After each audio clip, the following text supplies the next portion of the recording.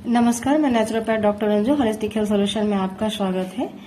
क्या आपको भी स्लीप एपनिया है? यदि आपको स्लीप एपनिया है तो आपको क्या करना चाहिए? सबसे पहली बात तो ये समझिए कि जिन्हें स्लीप एपनिया है, अगर उनको मोटापा है तो सबसे पहले अपने मोटापा को कम करना चाहिए। उनके बीएमआई अगर अच्छे नहीं होते हैं तो स्लीप एपनिया आपका बढ़ने का चांस ज्यादा होता है। अब स्लीप एपनिया होता क्या है, ये आता कैसे है, पहले आप ये समझिए। अगर आप सोते वक्त खर्राटे भर रहे हैं तो ये आपका सिम्टम स्टार्ट हो गया कि आपको आने वाले समय में स्लीप एपनिया होगा। और स्लीप एपनिया में क्या होता है, जब आप सोते हैं तो आपके ऑक्सीजन लेवल कम होने लग जाती है। कभी लेइंग में कम होती है, कभी साइड बाय साइड में कम होने लग जाती है, कभी फ्रंट में कम होने लग जाता है, कभी कभी सिटिंग में भी चांसेस होने लगता है कि आपकी ऑक्सीजन कैरी करने की क्षमता कम हो रही है। तो ऐसे केस में आपको क्या करना चाहिए? कभी भी आपको कोई रोग आता है तो बिल्कुल मत डरिए। कभी भी ऐसी सिचुएशन आ गई कि आपको समझ में नहीं आ रहा है तो आप एक काम जरूर करिए। वो क्या करना मैं आपको बताती हूँ।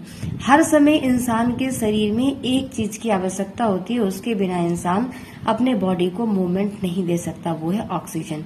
चाहे आपको कोई भी रोग होता है तो ऑक्सीजन का बहुत इंपॉर्टेंस होता है। अगर उसके लेवल जरा भी कम होता है तो हर ऑर्गन्स में कुछ न कुछ परेशानियां स्टार्ट हो जाती है। तो स्लीप एपनिया वाले क्या करें, आधे आधे घंटे तक अनुलोम विलोम करें।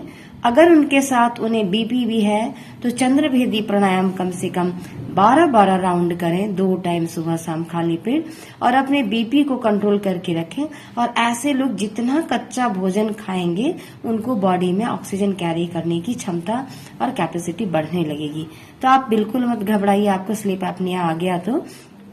और कभी ऐसा होता है कि बहुत केस में कई रोग आ गए, जैसे ट्यूमर्स बन गए, सिस्टाइटिस हो गए, और आपको बहुत जॉइंट्स पेन हो रहा है, या आपके सिस्ट बहुत हार्ड हो गए।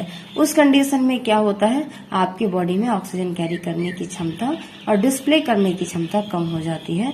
आप जब कैपअप लगा लिए या बाइपैप लगा लिए तो उस कंडीशन में क्या होता है कि आप सरवाइव नहीं कर सकते।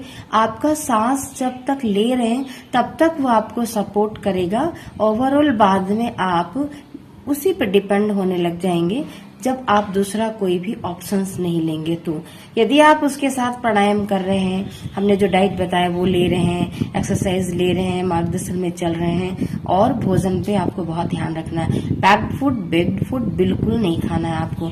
अगर पैक्ड बेक्ड खाते हैं तो ये आपका कैपेसिटी को बढ़ने नहीं देगा और आपको ऑक्सीजन कैरी करने नहीं देगा। तो हम लोग इसलिए डाइट बिल्कुल मना करते हैं कि ऐसे डाइट आपको नहीं लेना है। और ऐसे में मैदा, चीनी, नमक बिल्कुल पॉइजन होता है, क्योंकि इनके रोल ही होते हैं कि आपको ऑक्सीजन जो बॉडी में जा रहा है वो डिस्ट्रॉय कर देता है। तो ऐसी चीजें हम लें ही नहीं।